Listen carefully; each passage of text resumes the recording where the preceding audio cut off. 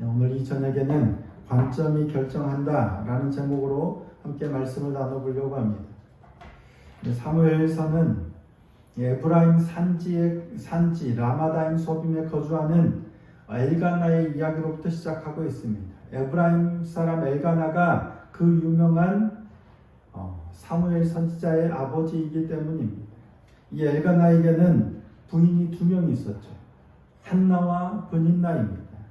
정실 부인은 한나인데 이 한나에게는 자식이 없었고 첩으로 얻은 브닌나에게는 여러 자식이 있었다라고 성경이 기록하고 있습니다. 그래서 매년 실로에 올라가서 만군의 여호와께 제사를 드릴 때면 엘가나가 제물의 분깃을 모든 가족들에게 동일하게 나눠준 후에 한나에게는 갑절을 주었다라고 기록합니다. 그러니까 한나는 엘가나가 한나에게 갑절을 준 이유는 엘가나가 한나를 사랑했기 때문인데 그 사랑하는 한나가 자식을 낳지 못했기 때문에 그를 위로하는 마음에서 갑절을 준 것으로 보입니다. 그런데 오히려 이로 인해서 한나의 적수였던 브닌나는 더 한나를 괴롭게 합니다. 심히 격분하게 하여 그를 괴롭게 했다라고 성경은 말씀합니다. 뭐라고 괴롭혔을까요? 아마도 자식을 낳지 못하는 자는 하나님께 저주를 받은 자다. 당신이 무슨 죄를 얼마나 지었길래 하나님께 벌을 받아서 자식도 낳지 못하느냐라고 하면서 그를 격분시켰을 것 같습니다. 이에 한나는 울고 먹지 않았고 엘가나는 그런 한나를 위로하죠. 내가 10아들보다 낫지 않느냐 어찌하여 우느냐. 위로도 아닌 위로 같지 않은 위로, 전혀 위로가 되지 않는 위로를 하고 있는 모습을 보았습니다. 이게 지난주까지 1절부터 8절까지 우리가 살펴보았던 내용입니다. 1절부터 8절까지는 사무엘 선지자의 부모죠. 그러니까 사무엘의 가계와 잉태 이전의 어떤 그런 가족들의 상황을 간략하게 설명하고 있었습니다. 그리고 오늘 본문에 해당하는 9절부터 18절까지는 한나가 자식이 없어 하나님께 기도하며 서원하는 내용을 담고 있고, 그리고 당시의 제사장이었던 엘리 제사장과의 한 가지 에피소드를 기록하고 있습니다. 오늘 본문은 특별히 한나와 엘리 제사장을 대비하면서 많이 묘사하고 있습니다. 자, 9절 말씀입니다. 그들이 실로에서 먹고 마신 후에 한나가 일어나니 그때 제사장 엘리는 여호와의 전 문설주 곁 의자에 앉아 있었더라. 한나와 엘리 제사장을 묘사하고 있는데 한나는 뭐예요? 먹고 마신 후에 일어나고 있는 모습을 기록하고 있는 반면 엘리 제사장은 뭐예요? 여호와의 전 문설주 곁에 앉아 있었더라 라고 묘사하고 있습니다. 한나는 일어나고 엘리 제사장은 앉아 있는 겁니다.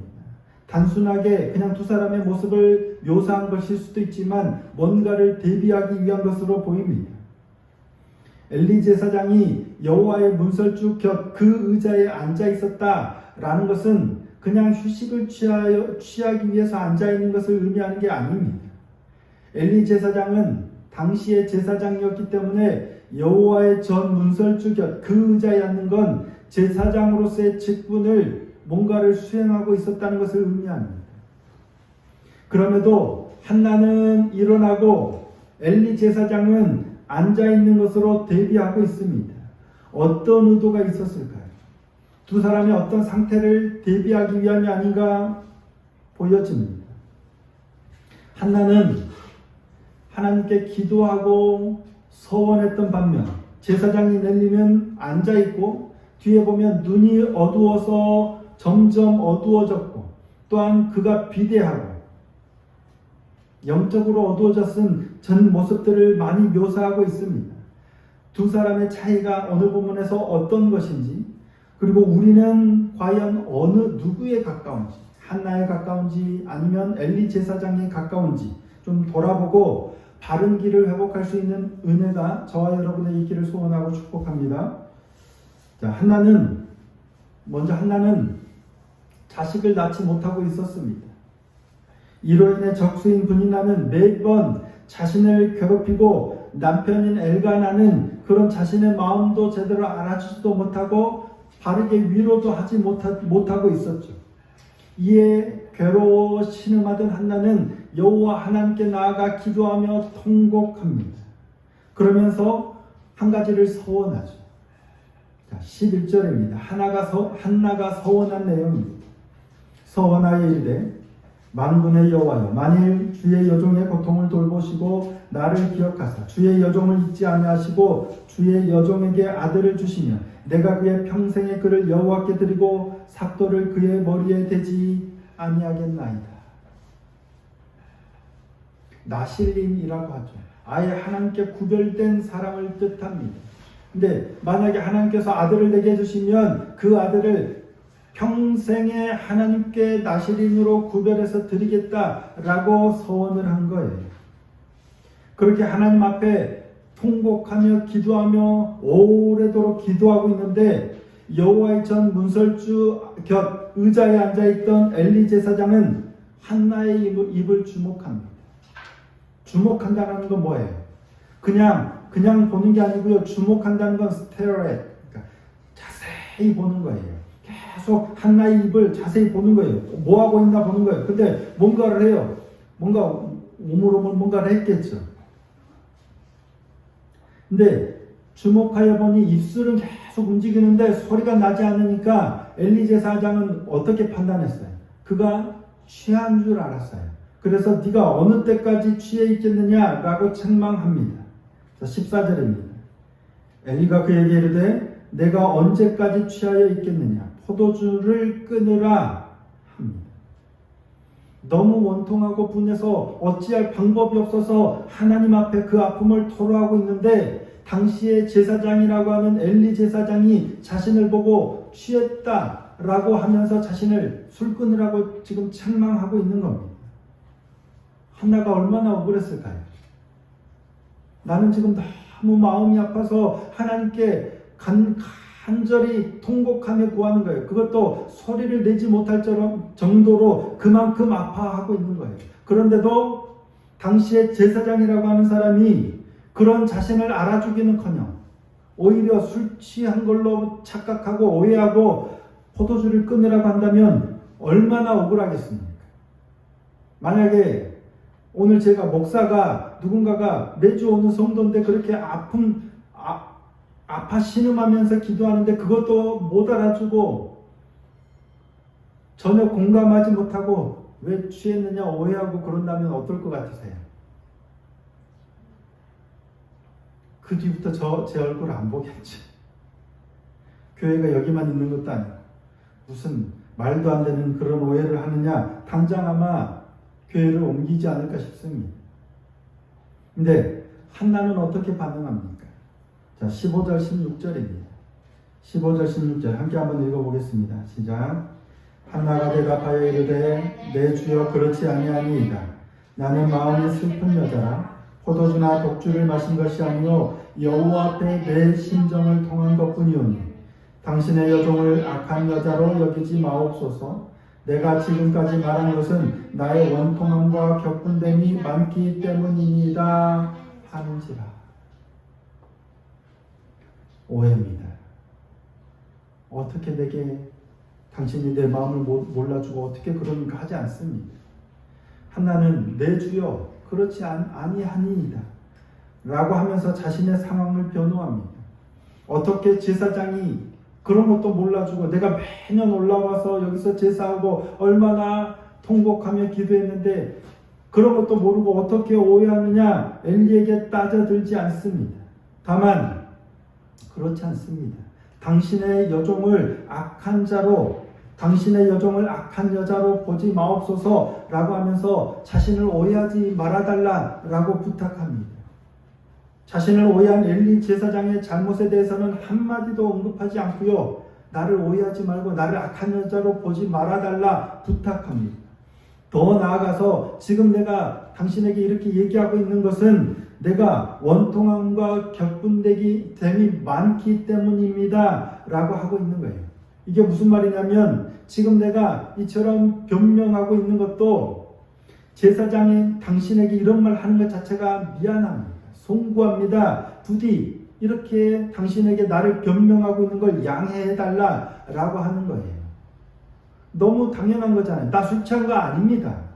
나 너무 괴로워서 하나님께 기도하고 있는 겁니다. 라고 얼마든지 자신을 변호할 수 있는 건데, 그런 오해한 사람을 책망하기는커녕 이런 자신을 변호하는 말을 하는 것조차도 송구하면서 내가 너무 힘들어서 지금 이런 상황을 얘기하는 겁니다. 부디 양해해달라라고 하고 있는 상황이에요. 억울하고 분한 자신의 아픈 마음을 이해하기는커녕 겉모습만 보고 오해하고 자신을 책망하는 엘리 제사장을 향해서 그의 잘못을 꼬집고 그의 잘못을 책망하고 그의 잘못에 대해서는 한마디도 언급하지 않고요. 자신에 대해서만 얘기합니다. 나를 악한 자로 보지 마십시오. 나는 원통함과 격분함이 많아서 이렇게 기도하고 있는 겁니다. 원통함과 슬픔을 호소하면서 자신을 변호할 뿐입니다. 그러자 이 말을 들은 엘리 제사장은 한나를 축복합니다. 자, 17절입니다. 엘리가 대답하여 이르되 평안히 가라. 이스라엘의 하나님이 내가 기도하여 구한 것을 허락하시기를 원하노라 하니. 그랬느냐? 미안하다. 대신에 네가 기도한 대로 하나님께서 이루시기를 원하노라 라고 축복하며 보내면 얼마나 좋겠습니까? 근데 자신이 오해하고 나무라는 것이 미안하고 민망했던지 엘리 제사장은 그런 한나를 축복하기는 해요. 그런데 그 어디에도 내가 너를 오해했구나, 미안하다라는 사과의 말이 없어요. 당연히 내가 오해했구나, 미안하다, 사과를 먼저 해야 되는 것 아닌가요? 나는 네가 아무 입술만 달싹거리고 아무 소리를 안 내길래 나는 취한 줄 알았다. 내가 오해했다. 미안하다. 대신 하나님께서 네가 간구하는 것을 이루어 주시기를 원하노라. 너를 축복하노라. 그러면 얼마나 좋아요. 그런데 전혀 자신의 잘못에 대해서는 사과하지도 않고 그냥 한나를 축복합니다. 네가 원하는 대로 하나님께서 이루시기를 원하노라 라고 하니까요. 한나는 그 축복을 받아들입니다. 엘리 제사장의 축복이 진심이었을까요? 엘리 제사장의 그 축복이 얼마나 깊이 있게 다가왔을까요? 내가 미안하다. 내가 진심으로 너를 축복한다. 하나님께서 너의 기도를, 너의 소원을 들으시기 원한다 라고 한 게 아니잖아요. 미안함과 민망함과 이런 뻘쭘 이런 것 때문인지 모르겠지만 하나님이 네가 원하는 것을 들어주시길 원한다 라고 하는 엘리의 축복이 얼마나 진정성이 있고 얼마나 무게가 실렸을지 모르겠습니다. 그런데 이에 대한 한나의 반응은 참 놀랍습니다.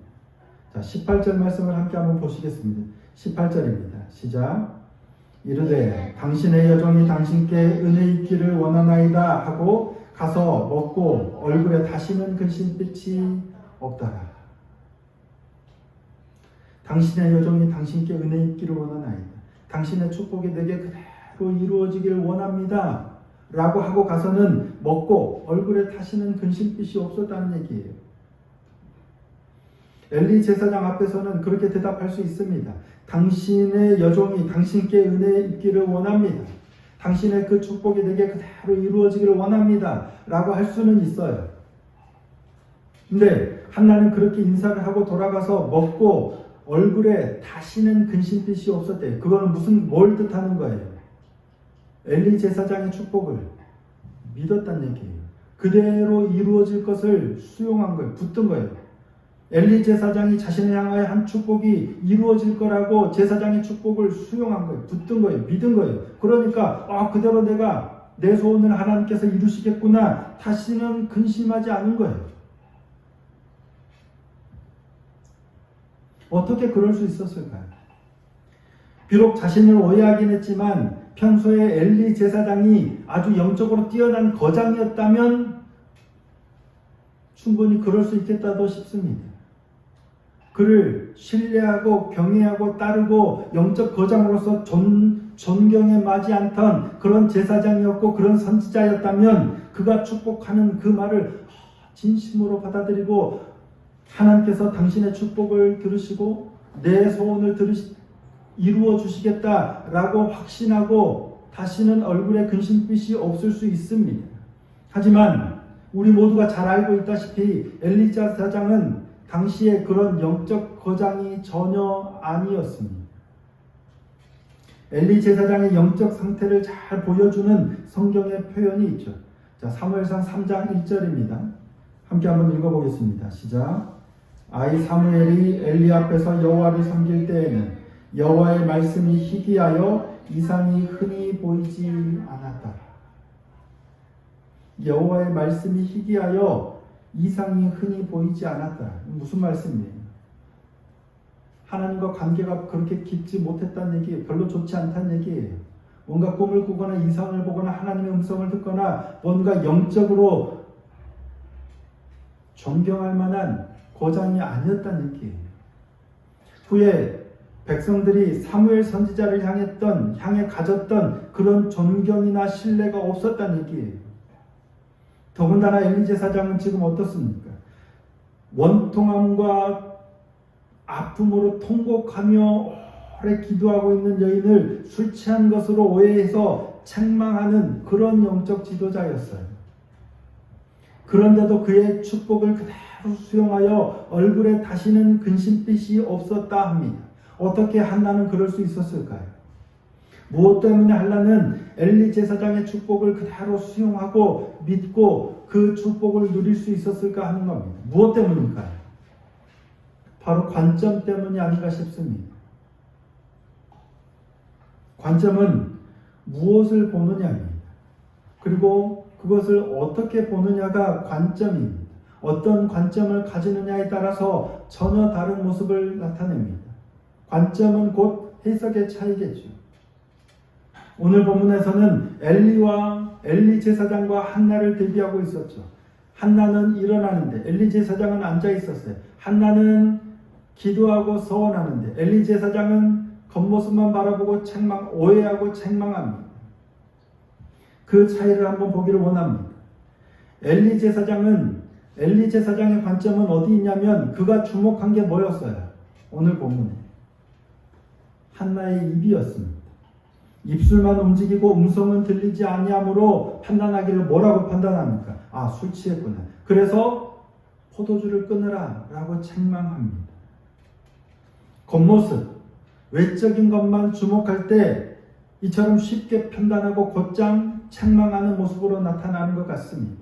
우리가 겉에 주목할 때, 겉으로 드러나는 것에 주목할 때 우리에게 흔히 나타나는 현상, 쉽게 판단하고 쉽게 책망하는 거예요. 반면 겉으로 드러나는 것 너머의 것을 보는 사람은 어떤 판단이 내려지더라도 곧장 책망하지 않습니다. 곧장 책망하는 대신 먼저 질문을 하는 걸 볼 수 있습니다. 무슨 일입니까? 왜 그러느냐? 무엇 때문이냐? 무엇을 도와줄까? 이와 같은 질문을 하는 겁니다. 설령 판단이 되더라도 결정을 짓기보다는 먼저 질문을 하고 확인을 합니다. 우리의 모습이 결론을 내리고 책망을 하느냐 아니면 질문을 하느냐로 분별해 볼 수 있을 것 같습니다. 엘리 제사장은 한나의 겉모습만 보고 판단하고 먼저 책망을 합니다. 하지만 한나는 달랐죠. 그런 엘리 제사장을 전혀 판단하거나 책망하지 않습니다. 한나는 엘리의 그런 처사에 격분하지 않았죠. 왜 자신을 그처럼 오해하고 책망했는지 따져들지도 않습니다. 한나가 엘리 제사장과 똑같은 사람이었다면 엘리의 그런 태도에 격분하고 판단하고 책망했을 겁니다. 하지만 한나는 그러지 않았어요. 왜 그랬을까요? 한나는 왜 그랬을까요? 왜 엘리 제사장의 그런 오해와 억울한 처사에도 격분하지 않고 따져들지 않고 그런 엘리가 하는 축복을 그대로 수용할 수 있었을까? 한나가 보인 모습입니다. 따지는 대신에 자신을 악한 여자로 보지 말아달라 했으며 이처럼 말하고 있는 이유가 엘리를 대적하기 위함이 아니라 자신이 너무 원통함과 격분함이 많아서 그렇다며 양해를 구했어요. 한나가 엘리 제사장에게 이와 같은 반응을 보인 이유가 뭘까요? 엘리가 누구이기 때문이에요? 제사장이기 때문입니다. 만약 그가 제사장이 아니었다면 이와 같이 반응 안 했겠죠. 엘리가 제사장이었기 때문입니다. 그가 여호와 하나님의 제사장이었기 때문입니다. 한나는 엘리의 직분을 본 겁니다. 그리고 그런 그의 축복을 그대로 수용하고 얼굴에 다시는 근심빛을 띠지 않았던 이유도 그의 직분을 보았기 때문입니다. 엘리 그 사람의 어떠함이나 능력이 아니고요. 그의 직분을 본 거예요. 그는 지극히 높으신 여호와 하나님의 제사장이 엘리의 그 직분을 본 겁니다. 물론 이때의 직분이라 함은 단순히 그 자리를 의미하는 형식적인 직분은 아닙니다. 그 신분이 아니고요. 그 직분이 가지고 있는 의미를 본 거예요. 이는 제사장이라는 그 직분 자체가 아니라 그 직분이 가지고 있는 의미, 뭐예요? 하나님과 백성을 이어주는, 하나님을 대리하는, 백성을 하나님 앞에 대리하는 제사장의 그 직분이 가지고 있는 의미를 본 겁니다. 그러니까 한나가 이와 같은 엘리 제사장에게 이와 같은 반응을 보인 이유는 뭐예요? 엘리 제사장의 직분을 본 건데 그건 뭐예요? 결국 그 직분을 통해 하나님을 보았음을 의미하는 겁니다. 그 직분 위에 계신 하나님. 다윗이 자신을 그토록 죽이려고 쫓아다니는 사울왕을 죽일 수 있음에도 불구하고 죽이지 않았던 것. 하나님께서 그에게 기름을 부으셨기 때문이에요. 이는 그 사울왕을 본 게 아니라요. 사울왕이 기름 부음 받은 자라는 것을 보았는데 그 기름 부음 받은 자의 의미가 하나님께서 기름 부으셨기 때문이에요.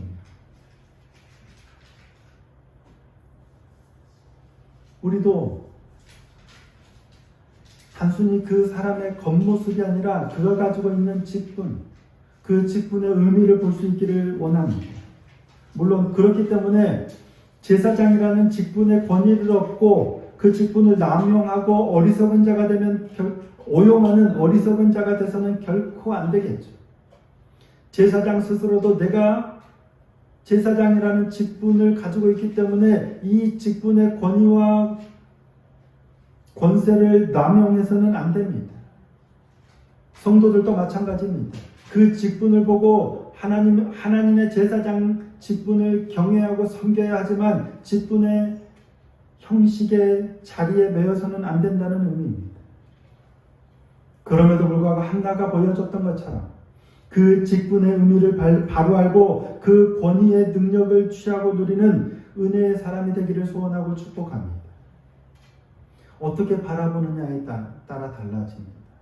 그 사람의 그냥 겉모습만 본다면, 제사장이라는 직분만 본다면, 외적인 것만 본다면 우리는 바로바로 내가 판단하고 내가 결정하고 바로바로 그에 따라서 반응합니다. 책망을 하든지 격분하든지 하겠죠. 하지만 그 직분 너머에 계시는 하나님을 본다면 한나처럼 반응할 수 있는 겁니다. 저 같은 어리석은 자가 하는 축복도 제가 하는 거지만 저를 바라보는 게 아니라 저를 사용하시는 하나님을 바라본다. 한나와 같이 다시는 얼굴에 근심빛을 띠지 않더라 하는 은혜를 누리게 되지 않을까 싶습니다. 눈에 보이는 그 직분만을 봐서는 결코 이룰 수 없는 겁니다.